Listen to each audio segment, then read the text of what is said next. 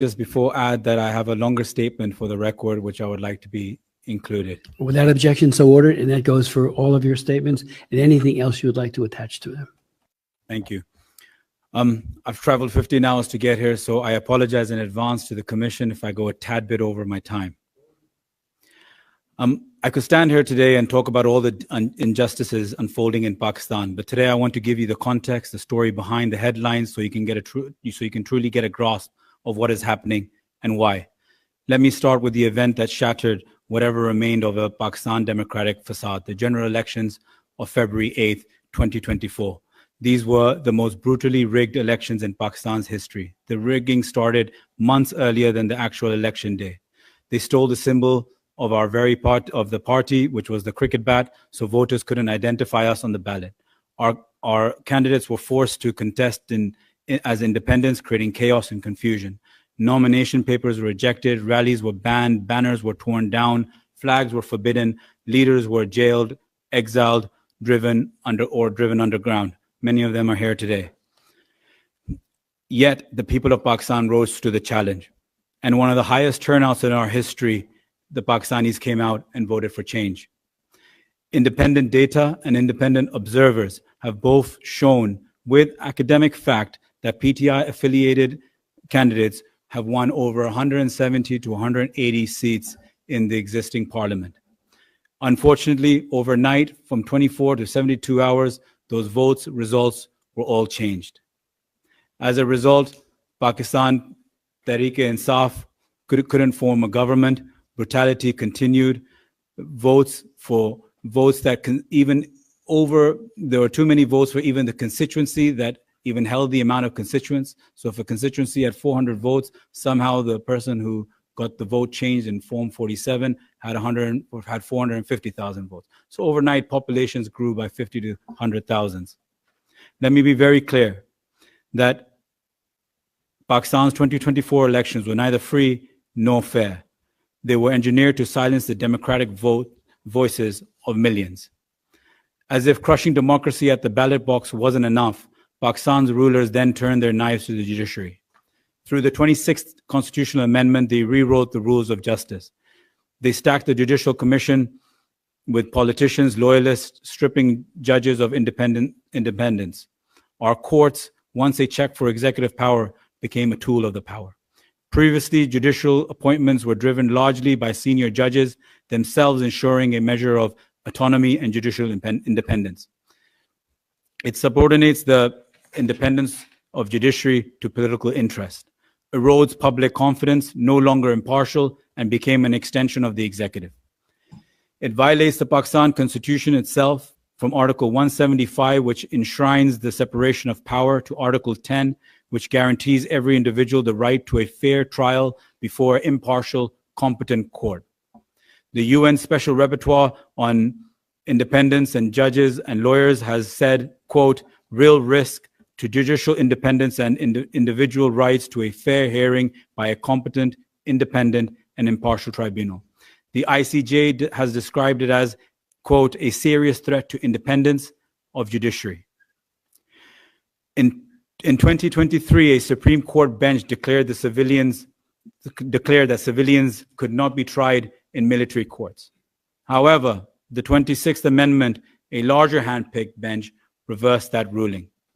This is not justice. This is a colonial tool of intimidation, resurrected to silence dissent.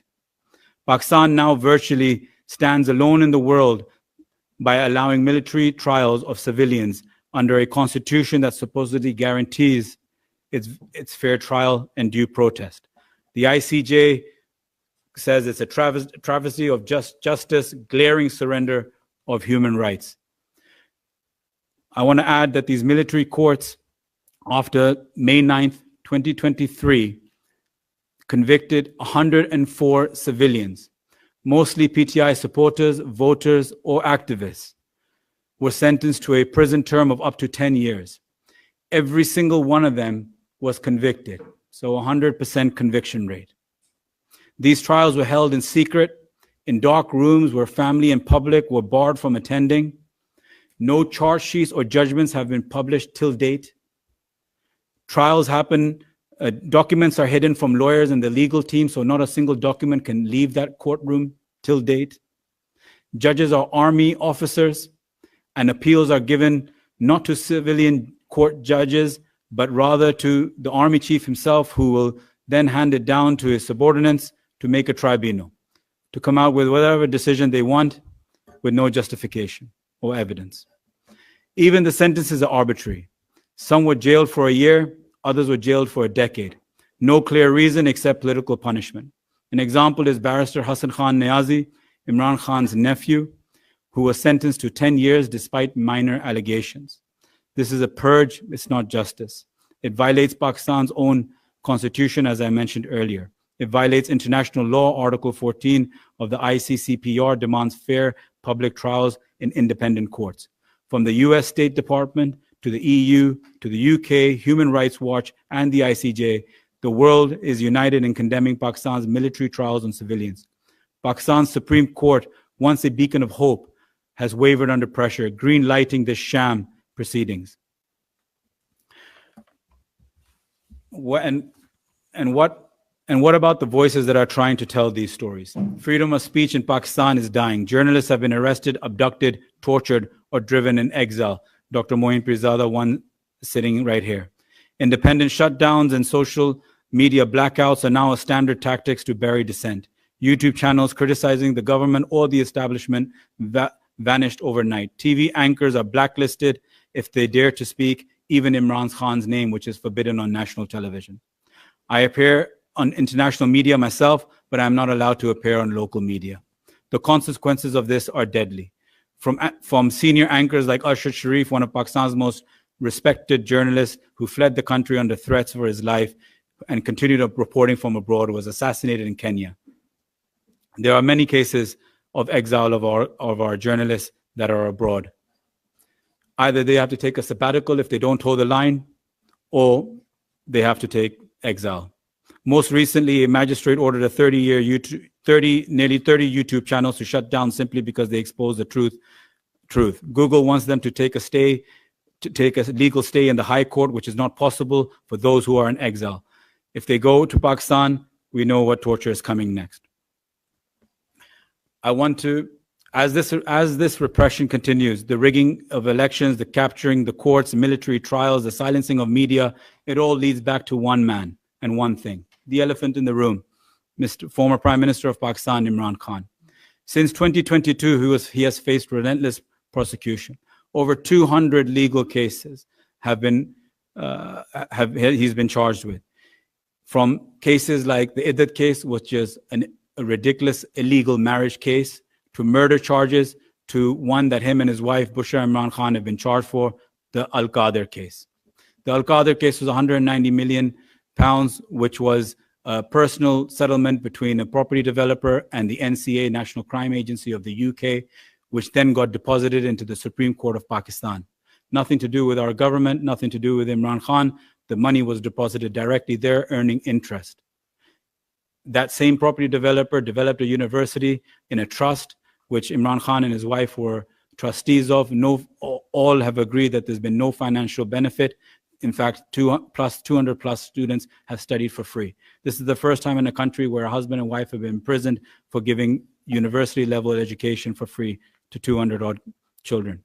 Abduction, breaking into homes, trashing of their personal property, abduction of children, torture, using women as a tool to get the politicians and the men out to surrender themselves is the first time we've seen this in Pakistani history. On November 26, more known as the Islamabad massacre, Pakistani people took to the streets to protest peacefully. In exchange, they were met with an iron fist. 12 people were killed. Even a dear colleague of mine, Muhammad Idris, who was my worker and friend, was shot in the stomach and died. The government claimed no casualties and claimed that they didn't use any ammunition. Thanks to international media, BBC, Reuters, and The Independent, they unearthed 12 deaths from that protest itself. As others I know will speak about, and the co-chairs have said, the United Nations Working Group on Arbitrary Detention has declared Imran Khan's imprisonment as illegal and demands an immediate release. Imran Khan remains the most popular figure in Pakistani history and remains the most popular leader of a political party till date. I want to just briefly, just before I conclude, add that Imran Khan and his wife are in solitary confinement for over 23 hours a day. They are in inhumane conditions. Bugs and insects are deliberately released into their cell, which is not even a cell of what one should get when he's a former prime minister legally. Their prisoner rights are abused. They aren't given fresh water, substandard food in 50 degrees temperature. They say that they have some form of cooling, but what they do is they cut off the electricity. Intimidation in front of his wife is done by a supervisor beating up a subordinate in front of her to intimidate her. This is all being done so Imran Khan can see his wife in mental torture and then try to break his will. This is unfortunately not going to happen. Imran Khan, his colleagues that are in prison, from our two-time former Foreign Minister Shah Mahmood Qureshi to our 70-year-old Health Minister Yasmin Rashid, are all facing arbitrary detention for years now.